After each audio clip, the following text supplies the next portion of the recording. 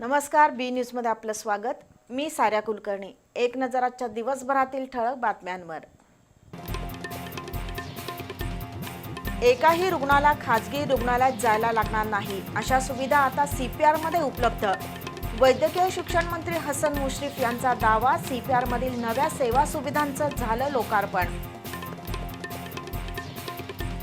नगरविकास विभागाचे अप्पर सचिव डॉक्टर गोविंदराज यांनी कोल्हापूर शहराच्या हद्दवाढीविषयी खरं बोलून शासनाला उघडं पाडलं। हद्दवाढ कृती समितीचा टोला। कचरा जाळल्यानं कोल्हापूर विमानतळाच्या आकाशात काळ्या कुट्ट धुरांचे लोट, सुरक्षेवर गंभीर प्रश्नचिन्ह। वारंवार चर्चा होऊनही परिस्थितीत सुधारणा शून्य। आयटी पार्कसाठी एमआयडीसीकडे जागा हस्तांतरित होताच कोल्हापूर आयटी असोसिएशनच्या हालचाली बनल्या वेगवान। पहिल्या टप्प्यात 80 आयटी कंपन्यांनी गुंतवणुकीची दर्शवली तयारी।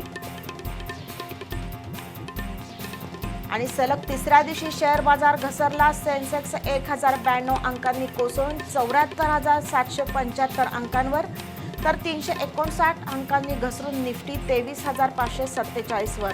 गुंतवणूकदारांचं सुमारे 5.17 लाख कोटी रुपयांचं नुकसान।